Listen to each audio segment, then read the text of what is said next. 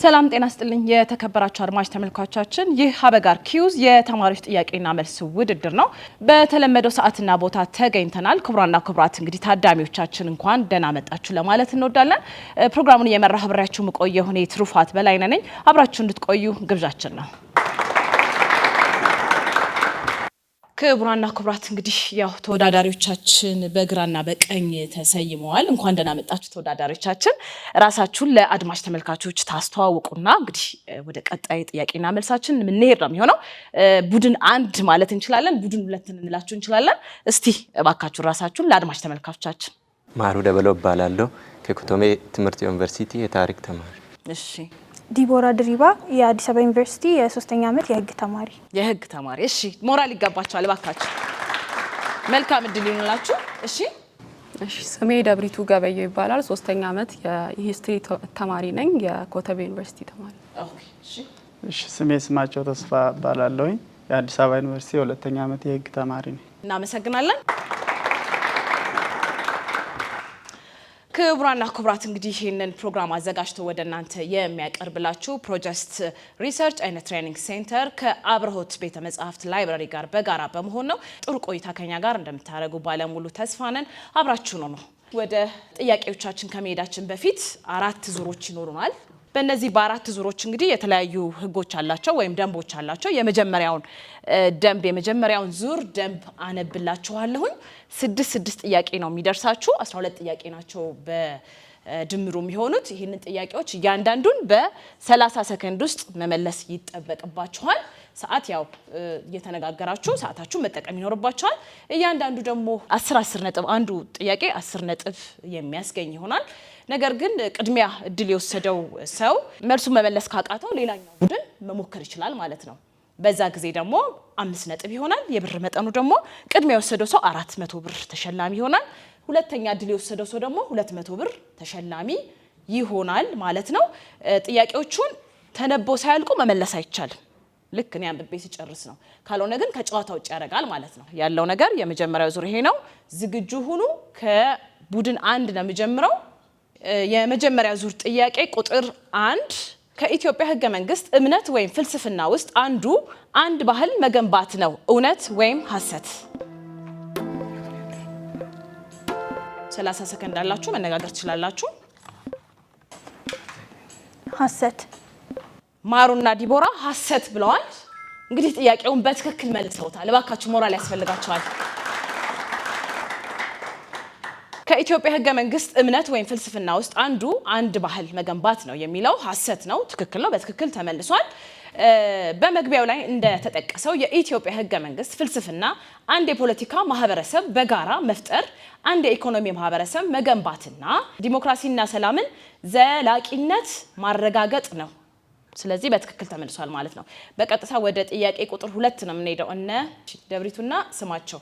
ጥያቄ ቁጥር 2 የኢትዮጵያ ፌዴራል መንግስት ከፍተኛ የአስፈጻሚነት ስልጣን የተሰጠው ለማን ነው? ደቂቃ አላችሁ፣ ተነጋገሩ። ካውንስል ኦፍ ሚኒስተር ወይም የሚኒስተሮች ምክር ቤት ጠቅላይ ሚኒስትሩን ጨምሮ ማለት ነው። መልሱ በትክክል ተመልሷል። ለጠቅላይ ሚኒስትሩና ለሚኒስትሮች ምክር ቤት በትክክል ተመልሷል። እባካችሁ ሞራል። ዝግጁ ናችሁ? እነማሩ ጥያቄ ቁጥር 3 እሺ። የስነ ዜጋ አስተምሮ በዋናነት የሚያተኩረው ምን ላይ ነው የሚያተኩረው? 30 ሰከንድ አላችሁ፣ ማሰብ መነጋገር ትችላላችሁ። ስለ መብትና ግዴታ። ስለ ዜጎች መብትና ግዴታ ነው። ያው መብትና ግዴታ ብላችኋል፣ በትክክል ተመልሷል። ቡድን 2 ዝግጁ ናችሁ? እነ ደብሪቱና ስማቸው። እሺ። ጥያቄ ቁጥር 4 ሰብአዊ መብቶች ዓለም አቀፋዊ ናቸው ከሚባሉበት ምክንያት ውስጥ አንዱ በዲሞክራሲያዊ ስርዓት ውስጥ ብቻ ስለሚተገበሩ ነው፣ እውነት ወይም ሐሰት? ሐሰት ብለዋል እነ ደብሪቱ። ጥያቄውን በትክክል መልሰውታል። እባካችሁ ሞራል። ሐሰት ብለዋል። ሰብአዊ መብቶች ዓለም አቀፋዊ ናቸው የሚባሉት ተፈጻሚነታቸው ለሁሉም በመሆኑ የማይገረሰሱ በመሆናቸው ያለምንም መድሎ ለሁሉም ሰዎች እኩል መብትና ክብር የሚያገናጽፉ በመሆናቸው እንዲሁም በዓለም አቀፍ ሕጎች መሰረት ስለሆኑ ነው በትክክል ተመልሷል። እሺ ጥያቄ ቁጥር 5 ማሩና ዲቦራ በኢትዮጵያ ከሚካሄዱ የምርጫ አይነቶች ውስጥ ሶስቱን ጥቀስ ወይም ጥቀሽ። one person one voice one value የመጀመሪያው ነው። ሁለተኛው by representation በአማርኛ ብትሉት የተመረጠ ነው የሚሆነው። እሺ ጥያቄው እንግዲህ በትክክል አልተመለሰም። ለቡድን 2 እንግዲህ ጥያቄውን የማሻገር ነው የሚሆነው። 15 ሰከንድ አለቻችሁ መሞከር ትችላላችሁ። ፍሪ ፌር ኤንድ ፔሪዮዲክ ኢሌክሽን እንዲሁም ደግሞ ሰክሬት በሆነ በሁለት ይሆናል ማለት ነው። ሚስጥራዊ በሆነ መንገድ፣ ፍትሃዊ በሆነ እንዲሁም ፌር በሆነ መንገድ ይካሄዳል ማለት ነው። የምርጫ አይነቶች። እሺ እንግዲህ ቡድን 2 በትክክል አልመለሳችሁትም። አይነቶች ነው የሚለው የምርጫ አይነቶች ጠቅላላ ምርጫ፣ የአካባቢ ምርጫ፣ ማሟያ ምርጫ፣ ድጋሚ ምርጫና ህዝበ ውሳኔ ናቸው።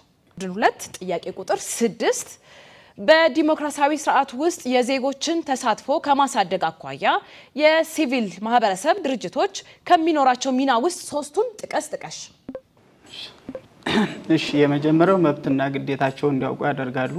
ሁለተኛው በተለያየ ውሳኔ አሰጣጥ መድረኮች እንዲሳተፉ ያደርጋሉ። ሶስተኛው አካታች በሆነ መንገድና የመከባበር ኢንክሉሲቭ የሆነን ካልቸር ካልቲቬት ያደርጋሉ። መልሱን እንግዲህ ሶስቱን ጠቅሳችኋል፣ በትክክል መልሳችሁታል። እባካችሁ ሞራል ስጧቸው።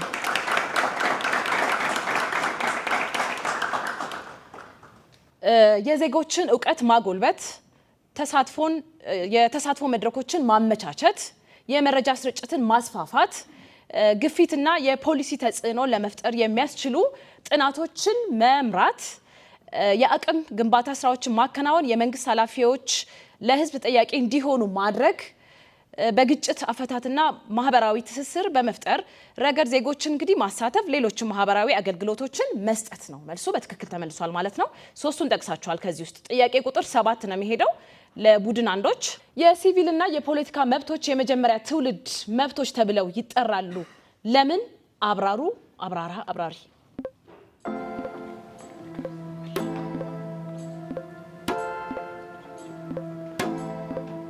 ሲቪልና የፖለቲካ መብቶች የመጀመሪያ ትውልድ መብቶች ተብለው ይጠቀሳሉ። እሱም አብራራት ነው። ለምን? ምክንያቱም እነዚህ መብቶች ሌላው መብቶች እንዲሟሉ እነዚህ ሪኳየርመንት ናቸው፣ መጀመሪያ የሚያስፈልጉ ስለሆኑ። መልሱን እንግዲህ በትክክል አልመለሳችሁትም። እነ ዲቦራ ወደዚህ ያሻግራለሁኝ፣ እባካችሁ ሞክሩት። እሺ የሲቪልና የፖለቲካ መብቶች የመጀመሪያ ትውልድ መብቶች ተብለው ይጠራሉ ይባላል። እንዲሁም ኔጌቲቭ ራይትስ ይባላሉ። እነዚህ ነገሮች ያለምንም ፕሪኮንዲሽን መሟላት አለባቸው። የመጀመሪያ ደረጃ መንግስት ያለምንም ማዕቀብ ዲቨሎፕም ሆነ ብናድግም መሟላት አለባቸው። በትክክል መልሱ ተመልሷል። አነባዋለሁኝ፣ እባካችሁ ሞራል ያስፈልጋችኋል ልጆቹ። በታሪክ ለመጀመሪያ ጊዜ እውቅና ያገኙት በ17ኛውና በ18ኛው ክፍለ ዘመን ለግለሰብ ነፃነት አጽንኦት በመስጠትና ሰዎችን ከመንግስት ጣልቃ ገብነት በመጠበቅ ረገድ በስፋት ይደረግ በነበረበት እንቅስቃሴ ውስጥ ቀዳሚውን ስፍራ ስለሚይዙ እና እንደ የአሜሪካን ቢል ኦፍ ራይትስ ባሉ መሰረታዊ ሰነዶች ላይ ለመጀመሪያ ጊዜ በህግ የተደነገጉ መብቶች በመሆናቸው ነው። ስለዚህ በትክክል መልሰውታል እነ ደብሪቱ። ጥያቄ ቁጥር 8 ለቡድን 2 አሁንም በድጋሚ እናንተ ጋር ነኝ ማለት ነው። ዲሞክራሲ የሚለው ቃል የሁለት ቃላቶች ጥምረት እንደሆነ ይገለጻል። እነዚህ ሁለት ቃላቶች ከነ ትርጉማቸው ግለጹ። እሺ ዲሞስ ኤንድ ክራተስ ከሚል ሁለት ከግሪክ ቃል የመጣ ሲሆን ዲሞስ ማለት ፒፕል ሲሆን ክራተስ ማለት ሩል ኦር ኦቶሪቲ ማለት ነው። which means ደግሞ ሩል ባይ ዘ ፒፕል ማለት ነው። እሺ መልሱን በትክክል መልሰውታል። እባካችሁ ሞራል ስጧቸው። ዲሞክራሲ የሚለው ዲሞስ ህዝብ፣ በደንብ ገልጻችሁታል፣ ህዝብ ነው። ክራቶስ ደግሞ ህግ ወይም ስልጣን፣ በአንድ ላይ የህዝብ ስልጣን ይባላል። በትክክል ተመልሷል። ጥያቄ ቁጥር 9 ለነ ማሩና ዲቦራ ነው የሚሄደው። በኢፌዴሪ ህገ መንግስት መደበኛ ህጎችን የመተርጎም ስልጣን የተሰጠው ለማን ነው? ለፍርድ ቤቶች። ለፍርድ ቤቶች ብለዋል። በትክክል ተመልሷል። እባካችሁ ሞራል ስጣቸው። ጥያቄ ቁጥር 10 ለነ ደብሪቱ በኢፌዴሪ ህገ መንግስት ጠቅላይ ሚኒስትሩና የሚኒስትሮች ምክር ቤት ተጠሪነታቸው ለማን ነው? ለህዝብ ተወካዮች ምክር ቤት። ለህዝብ ተወካዮች ምክር ቤት በትክክል ተመልሷል። ባካችሁ ጥያቄ ቁጥር 11 በኢትዮጵያ ህግ ለዜጎች የሲቪክ ወይም ስነ ዜጋ ትምህርት የመስጠት ኃላፊነት ያለባቸው ተቋማት እነማን ናቸው? ሶስቱን ጥቀሽ። የመጀመሪያው ትምህርት ቤቶች ነው ያለው። እሺ ሁለተኛው የሲቪል ተቋማት ነው ያለው። ሶስተኛው ደግሞ የመንግስት ድርጅቶች። መልሱን በትክክል መልሰውታል። ባካችሁ ሞራል ስጧቸው። እሺ እነዚህም የሲቪክስ ወይም ስነ ዜጋ ትምህርት የመስጠት ኃላፊነት ያለባቸው የትምህርት ሚኒስቴር፣ የክልል መንግስታት የትምህርት ቢሮዎች፣ የኢትዮጵያ ብሔራዊ ምርጫ ቦርድ፣ የመንግስት የትምህርት ተቋማት፣ የትምህርት ቢሮዎችና ዩኒቨርሲቲዎች፣ የሰብአዊ መብት ኮሚሽን፣ የህዝብ እንባ ጠባቂ ናቸው። እሺ ጥያቄ ቁጥር 12 ለቡድን 2 ነደብሪቱ የኢፌዴሪ ህገ መንግስት አንቀጽ 63 የፌዴሬሽን ምክር ቤት አባላት መብቶችን ይደነግጋል። እነዚህ መብቶች ምንድን ናቸው? የፌዴሬሽን ምክር ቤት አባላት መብቶች አንደኛ ያለ ፍርድ ቤት ያለ ምክር ቤቱ አባላት ውሳኔ ከስልጣናቸው እንትና አይነሱም ወይም ደግሞ አይታሰሩም። ሁለተኛ ደግሞ እጅ ከፈንጅ ወንጀል ሲፈጽሙ ካልተገኙ በስተቀር ኖርማሊ የምክር ቤት ውሳኔ ያስፈልጋል ማለት ነው። እነዚህ ሁለቱ ዋና መልሶች በትክክል መልሳችሁታል። እናመሰግናለን። እባካችሁ ሞራል በኢፌዴሪ ህገ መንግስት እንግዲህ አንቀጽ የፌዴሬሽን ምክር ቤት አባላት በማናቸውም የምክር ቤት ስብሰባ ላይ አባሉ በሚሰጠው አስተያየት ወይም ድምጽ ምክንያት አይከሰስም፣ አስተዳደራዊ እርምጃም አይወሰድበትም፣ ከባድ ወንጀል ሲፈጽም እጅ ከፍንጅ ካልተያዘ በስተቀር ያለ ምክር ቤት ፍቃድ አይያዝም፣ በወንጀልም አይከሰስም። ክቡራና ክቡራት እንግዲህ ጥያቄና መልስ ውድድራችን ይቀጥላል። ካፍታ ቆይታ በኋላ እንግዲህ ተመልሰን እንመጣለን። አብራችሁ ነው። ክቡራና ክቡራት እንግዲህ ውጤታቸውንም ይዘን ካፍታ ቆይታ በኋላ ተመልሰናል። ውጤቱ ማሩና ዲቦራ 40 ነጥብ አግኝተዋል። ባካችሁ ሞራል ስጧቸው። ደብሪቱና ስማቸው 65 ነጥብ አግኝተዋል። ሞራል እንግዲህ 40 ለ65 እየተፎካከሩ ነው የሚገኙት። እንግዲህ መጨረሻው ምን እንደሚሆን አናቅም፣ ብዙ ዙሮች ስላሉ እንግዲህ አብራችሁ እንድትቆዩ ግብዣችን ነው። አሁን በቀጥታ የምንሄደው ወደ ሁለተኛ ዙር ውድድራችን ነው። ይህ ዙር እንግዲህ በቀድሞ የመመለስ ጥያቄ ነው የሚሆነው። 6 ጥያቄዎች ናቸው። እኩል ነው ጥያቄዎቹ የሚቀርብላችሁ። እንደ ቀድሞ አንድ እዚህ እያልኩ አይደለም፣ እኩል ይቀርባል። እኩል እያሰባችሁበት በ60 ሰከንድ ውስጥ ወይም በአንድ ደቂቃ ውስጥ የሚመለስ ጥያቄ ነው ማለት ነው። እያንዳንዱ ጥያቄ 15 ነጥብ ከፍተኛ የሆነ ነጥብ ነው የሚያስገኘው። እንዲሁም ደግሞ የብር ሽልማቱ 1000 ብር ነው። አንደኛው ወገን ሞክሮ ካቃተው ሌላኛው ወገን መሞከር ይችላል። በ60 ሰከንድ ውስጥ ነው የሚመለሰው ወይም 1 ደቂቃ ነው የሚሆነው ማለት ነው።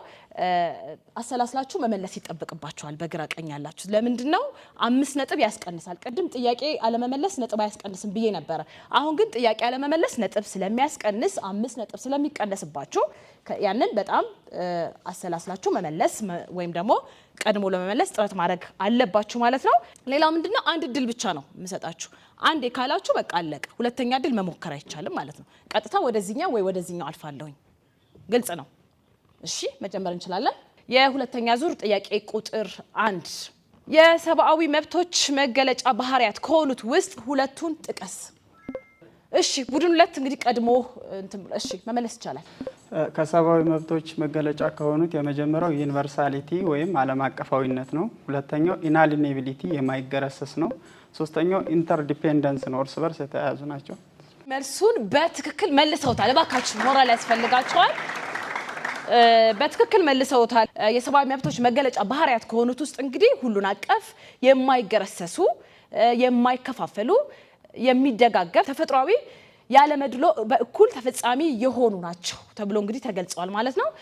በትክክል ተመልሷል። ጥያቄ ቁጥር 2 ነው የምንሄደው። ሁለተኛ ዙር ጥያቄ ቁጥር 2 ሰብአዊ መብቶች በዋናነት በስንት ምድብ ይከፈላሉ? ምድባቸውን ጥቀስ። ሳያልቅ መንካት አይቻልም ብያቸዋለሁ። ማን ነው የነካው? ቅድም ብያቸዋለሁ። ሳያልቅ ማብራት አይቻልም ወይም መመለስ መሞከር አይቻልም። እሺ ቡድን 1 በሁለት ምድባቸውን በሁለት ብላቸዋል። ዓለም አቀፋዊና ሀገራዊ። እሺ እንግዲህ በትክክል አልተመለሰም። እነ ማሩና ዲቦራ አልመለሱትም። መልሱ በ3 ነው የሚከፈሉት። አንደኛው የሲቪልና የፖለቲካ መብቶች፣ ሁለተኛው የኢኮኖሚ ማህበራዊና ባህላዊ መብቶች፣ ሶስተኛው የቡድን መብቶች ናቸው። በትክክል አልተመለሰም ማለት ነው። ቀጥታ ማልፈው ወደ ጥያቄ ቁጥር 3 ነው። በዲሞክራሲ ስርዓት ውስጥ አብላጫ ድምጽ የሚያስከትለው ተጽዕኖ ታይራኒ ኦፍ ዘ ማጆሪቲ ለመቋቋም የምንጠቀምበት ዘዴ ምንድን ነው? ቡድን 2 እንግዲህ ቀድሞ ነክቷል። እባካችሁ እሺ እንግዲህ ማጆሪቲ ሩል ሲያደርግ ማጆሪቲ ሩል እና ማይኖሪቲ ራይት አለ። ስለዚህ የማይኖሪቲ ራይት አለ ማለት ነው። ዛት ይዚ መልሱን ያው በትክክል መልሳችሁታል። እባካችሁ ሞራል ስጧቸው። እሺ ጥያቄ ቁጥር 4 ዝግጁ ናችሁ? በክልል ጉዳዮች ላይ የበላይና የመጨረሻ የዳኝነት ስልጣን ያለው ማን ነው? ቡድን 2 እንግዲህ ቀድሞ ነክቷል። እባካችሁ በክልል ጉዳዮች ላይ የበላይና የመጨረሻ የዳኝነት ስልጣን ያለው የክልሉ ጠቅላይ ፍርድ ቤት ነው። የክልሉ ጠቅላይ ፍርድ ቤት ብለዋል። በትክክል ተመልሷል። ጥያቄ ቁጥር 5 ሁለታችሁም ዝግጁ ናችሁ? እሺ በኢፌዴሪ ህገ መንግስት አንቀጽ 87 ስር ከተቀመጡ የመከላከያ መርሆች ውስጥ አንዱ የመከላከያ ሚኒስትር ሆኖ የሚሾመው የሲቪል ይሆናል የሚል ነው። ለምን ይመስልሃል? ይመስልሻል? አብራራ፣ አብራሪ። ቡድን 2 አብርቷል። እባካችሁ የመከላከያ ሚኒስተሩ ከሲቪል ካልሆነ ከሚሊተሪ የሚወጣ ከሆነ ይህ የዲክታቶሪያል ስታተስ ይኖራል፣ የኮፕዴታ አዝማሚያ ይኖረዋል ማለት ነው። ሶ ከዛ ለመጠበቅ ከሲቪል ይሾማል ማለት ነው። ጠቅሰዋል። ሌላ ተጨማሪ ነገር ካላችሁ? ያው ዋናው ዓላማ ከሚሊተሪ ከተሾመ ከሁሉም አንጻር አንደኛ የማህበረሰቡ ሪፐብሊክ የሚለው ነገር የህዝቡ ከሚሊተሪ ከሚመጣ ይልቅ ከሲቪል ቢመጣ ይቀላል። ሌላው ዲክታቶሪያል የሆነ ኮፕዴታን የመሳሰሉትን ነገሮች ትንሽ ይቀንሳል ተብሎ ይታሰባል። እሺ እንግዲህ ግማሽ ነጥብ እሰጣለሁኝ። ግማሹን መልሰዋል። እባካችሁ ሞራል ስጧቸውና ሙከራቸው በጣም ጥሩ ነው። በጣም ጥሩ ሙከራ አድርጋችኋል። መልሱ እንግዲህ መከላከያ ለህገ መንግስቱና ለዲሞክራሲ ስርዓት ሊኖረው የሚገባውን ታማኝነት ለማረጋገጥ በፖለቲካ ትስስር ወይም በፓርቲ ጥቅም አድሎ የሌለበትና የሀገሪቱን ሉዓላዊነት የማስጠበቅ ህገ መንግስታዊ ግዴታን የሚወጣ የመከላከያ ሰራዊት ለመገንባት መከላከያ የፖለቲካ ስልጣን እንዳይዝ ወይም የሲቪል የፖለቲካ ግጭቶች ውስጥ እንዳይሳተፍ ለመከላከል በብሔራዊ መከላከያ ሰራዊት ላይ የመጨረሻ ስልጣን ከወታደራዊ አዛዥነት ይልቅ ለህዝብና ለህግ አውጪው ተጠያቂ ሆኖ በተመረጠ ሲቪል ባለስልጣን ላይ እንዲሆን ለማድረግ እንዲሁም ደግሞ የጦር ኃይልን ጨምሮ ሁሉም የመንግስት አካላት ህገ መንግስቱን ወይም የህግ የበላይነትን የማክበር ግዴታ እንዳለባቸው ለማረጋገጥ ነው። እንግዲህ ግማሹ መልሷል። እናመሰግናለን። ጥያቄ ቁጥር 6 የመጨረሻው ነው። እንግዲህ በዚህ ዙር የመጨረሻው ጥያቄ ነው። ጥያቄ ቁጥር 6 በሰብአዊ መብቶች ላይ ገደብ ከሚጣልባቸው ምክንያቶች ውስጥ 3ቱን ጥቀሽ። እንግዲህ አሁንም ቡድን 2 አብርተዋል። እሺ ለምሳሌ በአገሪቱ ላይ የውጭ ወረራ ሲያጋጥም ያን ለመከላከል ሲባል የአስቸኳይ ጊዜ አዋጅ ሊጣል ይችላል። በዛ መሰረት ሊገደብ ይችላል። ግን ማይገደቡ እንዳሉ ነው ማለት ነው።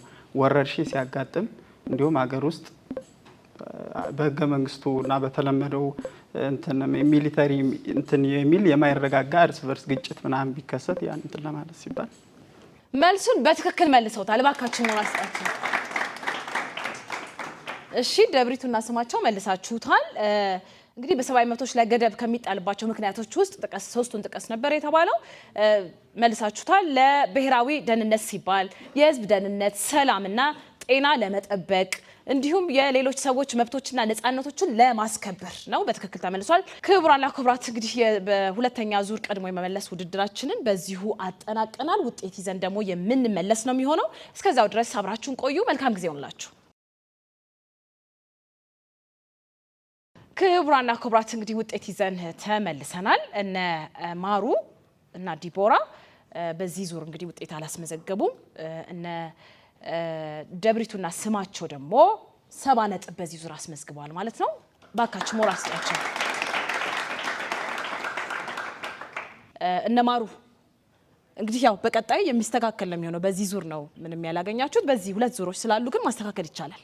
ቀጥታ ወደ ዙር 3 ጥያቄ ከመግባታችን በፊት ዙር 3 እንግዲህ ደንቦች አሉት። ደንቡን እነግራቸዋለሁ ለሁለታችሁም።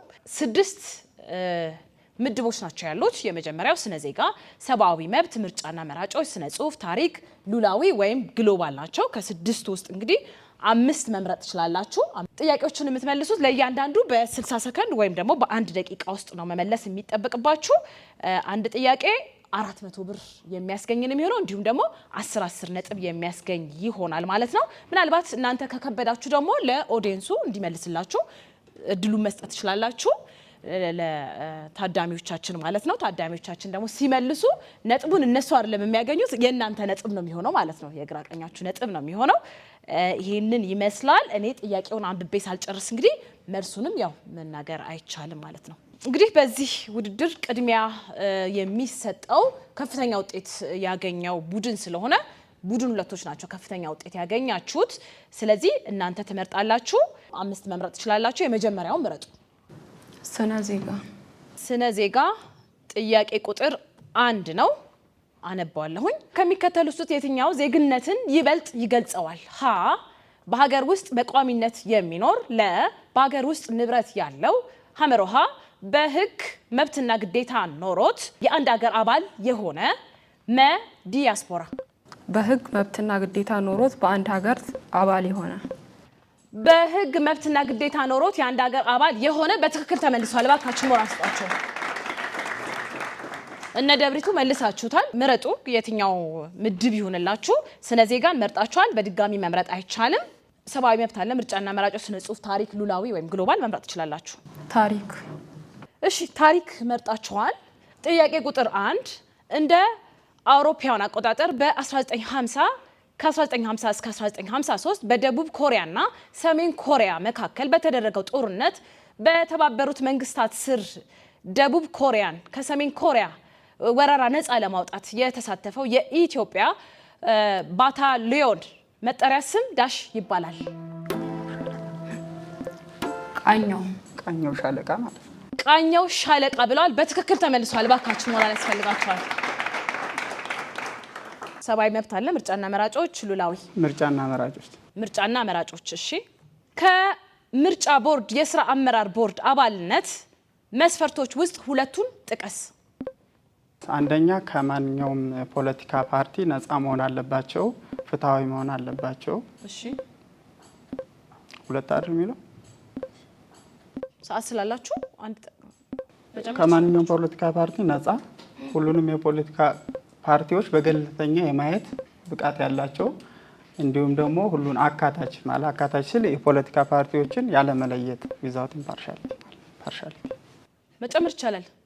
ለአገር ለመሪነት የሚወዳደረውን ፓርቲ እውቅና ይሰጣሉ። ፓርቲው ለምርጫ የሚወዳደረው መስፈርቶች ነው የተባለው። ምናልባት እንግዲህ ከመስፈርቶች ውስጥ አንዱን መልሳችሁታል። የማንኛውም ፖለቲካ ድርጅት አባል ያለመሆን ብላችኋል። 2 ነው የተባላችሁት። ስለዚህ ግማሽ ነጥብ ታገኛላችሁ ማለት ነው። እባካችሁ ሞራል ስጧቸው። መልሱን አነባዋለሁ። ትውልደ ኢትዮጵያዊ የሆነ ኢትዮጵያዊ ዜጋ መሆን ይጠበቅባቸዋል። የማንኛውም ፓርቲ ድርጅት አባል ያልሆነ መልሳችሁታል። መልካም ስነ ምግባርና ስብዕና ያለው፣ ከምርጫ ጉዳዮች ጋር ተያያዥነት ባላቸው ዘርፎች ከፍተኛ ሙያዊ ብቃት ያለው እንዲሁም ከፍተኛ የአመራር ብቃት ያለው ናቸው። ሰብአዊ መብት፣ ስነ ጽሁፍና ግሎባል አላችሁ። ከሶስቱም መምረጥ ትችላላችሁ። ሰብአዊ መብትን መርጣችኋል። ጥያቄ ቁጥር 1 ከሚከተሉት ውስጥ የትኛው የሲቪልና የፖለቲካ መብት ነው? ሀ ሀሳብን በነፃነት የመግለጽ መብት፣ ለ ስራ የማግኘት መብት፣ ሐመሮሃ ትምህርት የማግኘት መብት፣ መ የመልማት መብት። ሀሌታ ውሃ ሀሳብን በነፃነት የመግለጽ መብት። የሲቪልና የፖለቲካ መብት ሀሳብን በነፃነት የመግለጽ መብት በትክክል ተመልሷል። ሉላዊና ስነ ጽሁፍ ይቀራችኋል። ከሁለት አንዱ መምረጥ ትችላላችሁ። ሉላዊ ወይም ግሎባል። ጥያቄ ቁጥር 1 በጨረቃ ላይ ያረፈው የመጀመሪያው ሰው ማን ይባላል? አሜሪካዊው አርምስትሮንግ። ሙሉ ስሙን ብጠቅሱት ሙሉ ስሙን ማን ይባላል ነው? የአሜሪካ ሳይንቲስት አርምስትሮንግ አውቀዋለሁ፣ ሌላውን ስሙን አላውቅም። እሺ በትክክል መልሰውታል። እባካችሁ ሞራል ያስፈልጋችኋል። በጣም ጎበዞች ናቸው። በጣም ኒል አርምስትሮንግ ናቸው። ያ ሙሉ ስሙን ስላልጠቀሱ ነው እንጂ ጠቅሰውታል። በትክክል ተመልሷል። 5 ጥያቄዎቻችሁን ጨርሳችኋል። እናመሰግናለን። ቀጥታ የምንመጣው አሁን ወደ ቡድን 1 ነው የምንመጣው። ዝግጁ ናችሁ? የትኛው ሁላችሁ ቅድሚያ? ስነ ዜጋ። ስነ ዜጋ ጥያቄ ቁጥር 2 ከሚከተሉት ውስጥ የትኛው የህገ መንግስታዊነት መርህን አያመለክትም? ሀ የመንግስትን ስልጣን በህግ መገደብ፣ ለ መንግስትን በስልጣን ለማቆየት መብቶችን መገደብ፣ ሐመሮሃ የመንግስትን ተጠያቂነት ማረጋገጥ፣ መ የህግ የበላይነት። ለመንግስትን በስልጣን ለማቆየት መብቶችን መገደብ። መንግስትን በስልጣን ለማቆየት መብቶችን መገደብ ብሏል። በትክክል ተመልሷል። እሺ ታሪክ ከሚከተሉት ውስጥ በኢትዮጵያ የመጀመሪያው ጥንታዊ እስላማዊ መንግስት የሆነው የቱ ነው? ሀ የአዳል እስላማዊ መንግስት፣ ለ የሸዋ እስላማዊ መንግስት፣ ሐመሮሃ የኢፋት እስላማዊ መንግስት፣ መ የአረባቢ እስላማዊ መንግስት። ለ የሸዋ እስላማዊ መንግስት። ለ የሸዋ እስላማዊ መንግስት በማለት መልሰዋል። በትክክል ተመልሷል። እሺ ከሌሎች ምድቦች ውስጥ መምረጥ ትችላላችሁ። ታሪክና ስነ ዜጋ መርጣችኋል። ሰብአዊ መብት። ሰብአዊ መብት ከሚከተሉት ውስጥ የትኛው የኢኮኖሚና ማህበራዊ መብቶች ምድብ ውስጥ ይወድቃል? ሀ ምግብ የማግኘት መብት፣ ለ መጠለያ የማግኘት መብት፣ ሐመሮሃ ጤናው በተጠበቀ ስፍራ የመኖር መብት፣ መ ሁሉም መልስ ናቸው። ለመጠለያ የማግኘት መብት። ለመጠለያ የማግኘት መብት ነው ያሉት። በትክክል አልተመለሰም። ቀጥታ እንግዲህ መልሱን የምናገር ነው የሚሆነው። ወደዚህ እድሉ አይዞርም። መልሱ ሁሉም መልስ ናቸው። የኢኮኖሚያዊ ማህበራዊ መብቶች፣ ኢኮኖሚና ማህበራዊ መብቶች ተብለው ምግብ የማግኘት መብት፣ መጠለያም፣ ጤናም የመጠበቅ መብት ሁሉም ኢኮኖሚያዊና ማህበራዊ መብቶች ናቸው ማለት ነው። እሺ 3 ነገር ይቀራቸዋል። አሁን ምርጫና መራጮች፣ ስነ ጽሁፍ እንዲሁም ግሎባል። ኦኬ እሺ ሉላዊ ወይም ግሎባል። ሉላዊ ወይም ግሎባል። ጥያቄውን አነባዋለሁኝ። በ2015 ዓ.ም የዓለማችን ከፍተኛ ተከፋይ የነበረው የእግር ኳስ ተጫዋች ማን ነበረ? 2015 ወደ ኦዲየንሱ ማዞር ይቻላል። አንድ ጥያቄ ለኦዲየንስ መስጠት ትችላላችሁ። ከተመለሰላችሁ ወደ እናንተ ነው የሚሆነው። ነጥቡ ትችላላችሁ። ሰዓታችሁ እየቆጠረ ስለሆነ መስጠት ትችላላችሁ።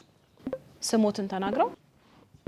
ስሜ ረመዳን ነጋው ይባላለሁ። ኮተቤ ዩኒቨርሲቲ ሰከንድ ይር ሂስትሪ ተማሪ ነው። ብራዚላዊ ኔይማር ጁኒየር ከባርሴሎና ወደ ፒኤስጂ። አንድ ኦዲየንስ ብቻ ነው መመለስ የሚቻለው። መልሱ በትክክል አልተመለሰም። ክርስቲያኖ ሮናልዶ ነው። የመጨረሻ ጥያቄ የትኛው ይሆንላችሁ? ምረጡ። 2 ነው የቀራችሁ። ምንድነው? ስነ ጽሁፍ አልመረጣችሁም። እንዲሁም ምርጫና መራጮች። ከሁለቱ አንዱ መምረጥ ትችላላችሁ። እሺ ምርጫና መራጮች። ምርጫና መራጮች። እሺ በኢትዮጵያ የምርጫ ሕግ መሰረት አገር አቀፍ ፖለቲካ ፓርቲ ሆኖ እውቅና ለማግኘት ፓርቲው ቢያንስ በዳሽ ክልሎች ውስጥ መገኘት አለበት። ሀ በ6፣ ለ 7፣ ሐመሮሃ በ3፣ መ በ4። ሐመሮሃ 3። መልሱ እንግዲህ በትክክል አልተመለሰም። በአገር አቀፍ ደረጃ ፖለቲካ ፓርቲ ሆኖ እውቅና ለማግኘት እንግዲህ በ6 ክልሎች ውስጥ መገኘት አለበት ማለት ነው። የኢትዮጵያ የምርጫ የፖለቲካ ፓርቲዎች ምዝገባና የምርጫ ስነ ምግባር አዋጁን ለማሻሻል በወጣው አዋጅ ቁጥር 1394 ዝባር 2025 አንቀጽ 64 ንዑስ ቁጥር 1 መሰረት ከ4 ወደ 6 ከፍ ተደርጓል ማለት ነው። በፊት 4 ነበር፣ አሁን ግን ወደ 6 ከፍ ተደርጓል። በዚህ አዋጅ መሰረት 5ቱንም ጥያቄዎቻችሁን እንግዲህ አጠናቃችኋል። ያው ግራ ቀኛችሁ ጥያቄዎቹን በዚሁ አጠናቀናል። የዚህ 3ኛውን ዙር ጥያቄና መልስ ውድድራችንን ውጤት ይዘን እንግዲህ ካፍታ ቆይታ ደግሞ በኋላ የምንመለስ ነው የሚሆነው። እስከዛው ድረስ አድማጭ ተመልካቾቻችን አብራችሁን ቆዩ። መልካም ጊዜ ይሁንላችሁ። የ3ኛውን ዙር ውጤት የምናሳውቅበት ሰዓት ላይ ነን ያለነው። እነ ማሩና ዲቦራ 20 ነጥብ አስመዝግበዋል በዚህኛው ዙር ማለት ነው። እነ ደብሪቱና ስማቸው 45 ነጥብ አስመዝግበዋል። ባካችሁ ሞራል ስጧቸው። እነ ደብሪቱና ስማቸው እንግዲህ እየመራችሁ ነው የምትገኙት። ያው አሁንም ውጤቱ ያው አራተኛ ዙር ስላለ በዚህ ውጤት ደግሞ አሁንም ሊሻሻል ስለሚችል እነ ማሩና ዲቦራም እንግዲህ ያው ተስፋ መቁረጥ አያስፈልግም ማለት ነው። ይሄ ያው ግንዛቤ ማስጨበጫን ፕሮግራም ስለሆነ ቀጥታ የምንሸጋገረው አሁን ወደ አራተኛው ዙር የመጨረሻው ጥያቄና መልስ ውድድራችን ነው። በዚህ የአራተኛው ዙር ውስጥ እንግዲህ ደንቦች አሉት እንደቀደሙ። እነዚህ ጥያቄዎች ሶስት ጥያቄ ነው የሚቀርብላችሁ። ለቡድን አንድም ቡድን ሁለትም ሶስት ጥያቄ ይቀርብላችኋል። ይሄንን እንግዲህ በ30 ሰከንድ ውስጥ መመለስ አለባችሁ። 15 ነጥብና የ400 ብር ሽልማት የሚያስገኝ ይሆናል አንዱ ጥያቄ 15 ነጥብ እንዲሁም 400 ብር የሚያሸልም ይሆናል ማለት ነው። ስለዚህ እንግዲህ ፍንጭ ይነገራችኋል። አንድ ፍንጭ እነግራለሁኝ።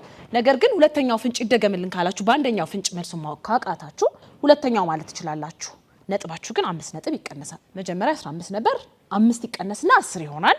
እንዲሁም ደግሞ የ200 ብር ሽልማት ይሆናል። 400 ነበረ። ሁለተኛ ፍንጭ ከተነገራችሁ ደግሞ 200 ብር ይሆንባቸዋል ማለት ነው። እንግዲህ ጥያቄው ተነቦ ሳያልቅ ደግሞ መመለስ አይቻልም። መሞከር ግን ይቻላል። አንደኛው ቀድሞ እድሉን የወሰደ ሰው ካላወቀ ሌላኛው ወገን መመለስ ይችላል። ነገር ግን የሚያስጨምረው ነጥብ የሚያስገኘው ነጥብ አይኖርም ማለት ነው። እሺ እንግዲህ ይሄ የመጨረሻው ዙር ወይም አራተኛው ዙር የጥያቄና መልስ ውድድራችን ነው። ውድድራችንን እንግዲህ የምንጀምረው ከቡድን አንድ ነው። ቡድን አንድ ጥያቄውን ለመመለስ ዝግጁ ናችሁ? ጥያቄ ቁጥር 1 እኚህ ሰው በስክሪንላችሁ ላይ የምታዩቸው ሰው ማን ይባላሉ? ማን ናቸው? ፍንጭ ሰጣለሁኝ። ከመጋቢት ወር 1953 ዓ.ም ጀምሮ ለ13 ዓመታት የኢትዮጵያ ጠቅላይ ሚኒስትር ሆነው አገልግለዋል። ፍንጭ 1 ነው። 30 ሰከንድ አላችሁ። ፍንጭ 2 መጠየቅ ትችላላችሁ ካቃታችሁ። ፍንጭ 2 ጄኔቭ በሚገኘው በሊግ ኦፍ ኔሽን ጽህፈት ቤት የኢትዮጵያ መልእክተኛ ዋና ጸሐፊም ነበሩ። ምስላቸው መጥቷል ስክሪናችሁ ላይ። እሺ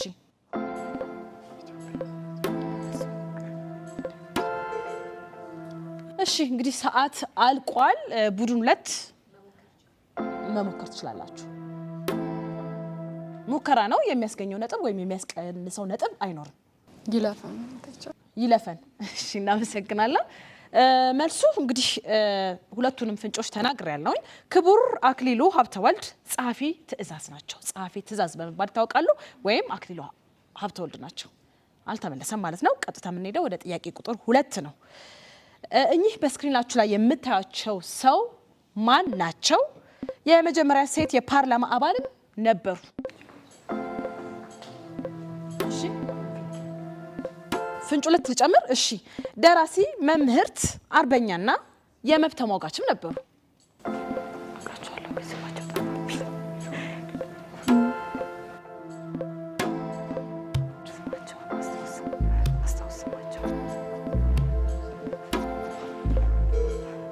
እሺ እንግዲህ አልመለሳችሁትም፣ አልተመለሰም መልሱ። ምናልባት ቡድን 2ቶች መሞከር ትችላላችሁ። ስክሪናችሁ ላይ የምታዩቸው ግለሰብ ማን ናቸው? የአባቷ ስም ገብሩ ነው። ረሳሁት። የእሳቸው ስም የአባቷ ገብሩ ነው። የእሷ ራሱ በእጅ ነው የሚጀምር። ግን ስንዱ ገብሩ የአባት ስም አግኝተዋል። ስንዱ ገብሩ ናቸው። ስለዚህ ያው ጥያቄውን ለቡድን 1 ነበረ ያቀረብኩትኝ፣ በትክክል አልተመለሰም ማለት ነው። ሶስተኛውና የመጨረሻውን ጥያቄ ወደ እናንተ ወስደዋለሁ። እኚህ በስክሪናችሁ ላይ የምታዩቸው ሰው ማን ናቸው? ፍንጭ ሰጣለሁኝ። በኢትዮጵያ መከላከያ ሰራዊት ታሪክ ውስጥ ከፍተኛ ወታደራዊ ማዕረግ ላይ የደረሱ የመጀመሪያው ሴት ናቸው። ካቃታችሁ ፍንጭ 2 መጠየቅ ትችላላችሁ።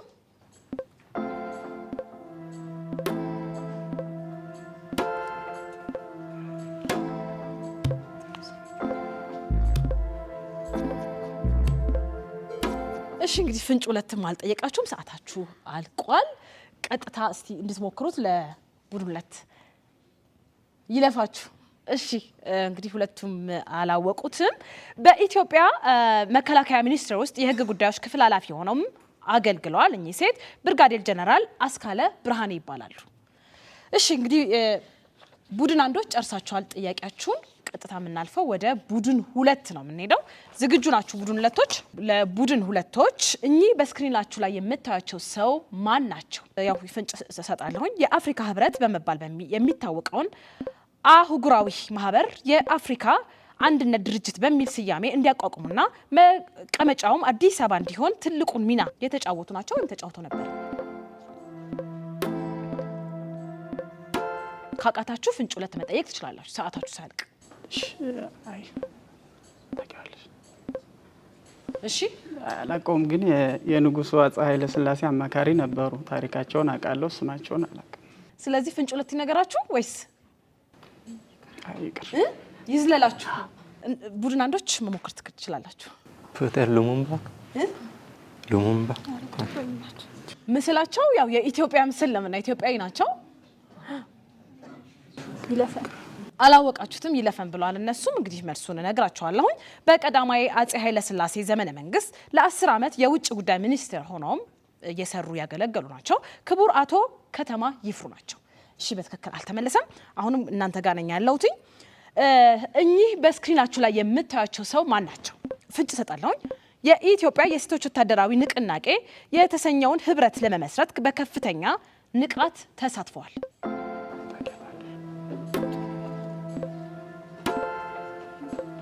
እንግዲህ ፈረሳቸውን ይዘው ስክሪናችሁ ላይ ያያችሁ ነው። ባካችሁ ሞክሯቸው።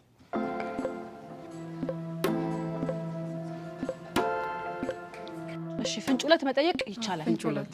ፍንጭ ሁለት በቴክሳስ ፔንስልቬኒያ፣ ካሊፎርኒያ እና በሌሎችም የአሜሪካ ከተሞች የሚገኙ ጋዜጦች ስለ ጀግንነታቸውና ስለ ከፍተኛ አርበኝነታቸው ስሜታቸውን መስክረውላቸዋል ነው። አይ ሰዓትም አልቋል። ሸዋረገድ ተክሌ ነው ያላችሁት። መልሱም በትክክል አልተመለሰም። እባካችሁ መሞከር ትችላላችሁ። ሁለቱም ፍንጭ ተነግሯል። ይለፈን አታውቋቸውም? እሺ ሴት አርበኛ ናቸው። ወይዘሮ አበበች ጨርቆስ ይባላሉ። እሺ ወይዘሮ አበበች ጨርቆስ ጀግና ሴት ነበሩ። እንግዲህ በጣሊያን ጊዜ ድል ካደረጉ ሴቶች ውስጥ አንዷ ናቸው። እሺ ጥያቄ ቁጥር 3 እኚህ በስክሪናችሁ ላይ የምታዩቸው ሰው ማን ናቸው? ፍንጭ እነግራለሁ። በኢትዮጵያ የመጀመሪያው የኤሮስፔስ ሳይንቲስትም ናቸው። ሳይንቲስት ቅጣው እጅጉ ኢንጂነር ቅጣው እጅጉ ናቸው። በትክክል ተመልሷል። በትክክል ተነሱ። በሮክዌል ኢንተርናሽናል እና ቦይንግ ተቀጥረውም ሲሰሩ ቆይተዋል ማለት ነው። በትክክል ተመልሷል። የአራተኛውን ዙር ጥያቄና መልስ ውድድራችንን በዚሁ አጠናቀናል። ክቡራንና ክቡራት እንግዲህ ውጤት ይዘን የምንመለስ ነው የሚሆነው። እስከዛው ድረስ አብራችሁ እንድትቆዩ ግብዣችን ነው። እናመሰግናለን። ክቡራንና ክቡራት እንግዲህ ውጤቱን ይዘን እስከምንመለስ ድረስ ደግሞ እዚህ ያሉ ታዳሚዎቻችንን የሚያሳትፍ እንዲሁም የሚያሸልም ለካርድ የሚሆን የገንዘብ ሽልማት ያለው ጥያቄ እናነሳለን። እጅ እያወጣችሁ መመለስ ትችላላችሁ ማለት ነው። 2 ጥያቄዎች ናቸው ያሉት። የመጀመሪያውን ጥያቄ አነሳላችኋለሁ። ዝግጁ ናችሁ? እሺ እናመሰግናለን። በክልል ባንዲራው ላይ የግመል ምልክት ያለበት የትኛው ክልል ነው? ሁሉም አምጥቷልና እሺ ከዚህ አንድ ልስጥና ወደዛ ደግሞ አንድ መጥ። እሺ ስሜ አሰፋ የማነ እባላለሁኝ። የአዲስ አበባ ዩኒቨርሲቲ የ4ኛ ዓመት የማኔጅመንት ተማሪ ነኝ። ከክልል ባንዲራ ላይ የግመል ምስል ያለበትኝ የሶማሌ ኢትዮጵያ ወይም የሶማሌ ክልል ባንዲራ ላይ ነው የግመል ምልክት ያለው። የሶማሌ ክልል ባንዲራ ላይ ነው ብላል። በትክክል ተመልሷል። ጥያቄ ቁጥር 2 ነው የሚሄደው ያው ለታዳሚያን። አሁንም በአፍሪካ ትልቁ የውሃ ኃይል ማመንጫ ጣቢያ የሆነው የኢትዮጵያ ህዳሴ ግድብ በድምሩ ስንት ተርባይኖች አሉት? እሺ ሴቶች ቅድምም አልታዩኝም እጃቸው፣ አሁንም እየታየኝ አይደለም። ይሄው ሸሚዝ የለበስከው ልጅ። እሺ ስሜ የማነ ፀሐይ እባላለሁ። የአዲስ አበባ ዩኒቨርሲቲ የኮሌጅ ኦፍ ሄልዝ ሳይንስ የ3ኛ ዓመት የሜዲሲን ተማሪ ነኝ። የታላቁ የኢትዮጵያ ህዳሴ ግድብ ከአሁን በፊት በ16 ተርባይኖች ነበር ለማመንጨት ታስቦ የተሰራው። በአሁኑ ሰዓት ግን በ13 ተርባይኖች 5150 ሜጋዋት እያመረተ ይገኛል። በትክክል ተመልሷል። 13 ፍራንሲስ ተርባይኖች በትክክል ተመልሷል። ክቡራንና ክቡራት እንግዲህ ውጤቱን ይዘን ተመልሰናል። የአራተኛውን ዙር ውጤት በተመለከተ ቡድን ሁለቶች 15 ነጥብ አስመዝግቧል በዚህ በአራተኛው ዙር። ቡድን አንዶች ደግሞ ያው እንግዲህ ምንም ነጥብ አላስመዘገቡም ማለት ነው። ስለዚህ ድምር ውጤቱን በዚሁ የምናሳውቅ ነው የሚሆነው። ድምር ውጤቱ ቡድን አንዶች 60 እንዲሁም ቡድን ሁለቶች 195 እንግዲህ በአሸናፊነት ነው የተጠናቀቀው ማለት ነው። 195 ለ60 ነው። ዞሮ ዞሮ ዋናው ያው እውቀቱን ማስገንዘቡ ግንዛቤ ማስጨበጫ ፕሮግራም እንደመሆኑ መጠን ግንዛቤ መፍጠር ነው እንጂ የነጥቦችና የገንዘቦች ልዩነት ምንም ማተር ያደርግ ምንም ችግር አይኖረውም ማለት ነው። በገንዘብ ደረጃ ቡድን ሁለቶች 10,000 ብር አግኝተዋል። እባካችሁ ሞራል ስጣቸው። ቡድን አንዶች 2400 ብር አግኝተዋል። ሞራል ስጣቸው። ፕሮግራማችን እስካሁን ያያችሁትን እየተከታተላችሁን እየመሰለ እንግዲህ ወደ ማገባደጃው ላይ እየደረስን ነው። የገንዘብ ሽልማታቸውን የምንሰጥ ነው የሚሆነው ማለት ነው። ቡድን ሁለቶች 10,000 ብር አግኝታችኋል። እባካችሁን ሞራል ይገባቸዋል። እሺ እናመሰግናለን። እሺ ቡድን አንዶች ሽልማታችሁን ውሰዱልን። እሺ ሞራል ያስፈልጋቸዋል። እሺ እናመሰግናለን። ክቡራና ክቡራት ፕሮግራማችን እንግዲህ ተጠናቋል። ይህንን ያማረ የደመቀ ግንዛቤ ማስጨበጫ ፕሮግራም አዘጋጅቶ ወደ እናንተ የሚያደርስላችሁ እስካሁን ሲያደርስም የነበረው ፕሮጀክት ሪሰርች ኤንድ ትሬኒንግ ሴንተር ከአብርሆት ቤተ መጻሕፍት ጋር በጋራ በመሆን ነው። ይህ ፕሮግራም እንግዲህ በቀጥታ የሚተላለፈው በኢትዮጵያ ብሮድካስቲንግ ኮርፖሬሽን ዘወትር ቅዳሜ ከ11 ሰዓት እስከ 12 ሰዓት እንድትከታተሉን አብራችሁ እንድትቆዩ እንግዲህ ለወደፊትም እየጋበዝን ፕሮግራማችን በዚሁ እናጠናቅቃለን። እስከ ሳምንት ቸር ሰንብቱልን።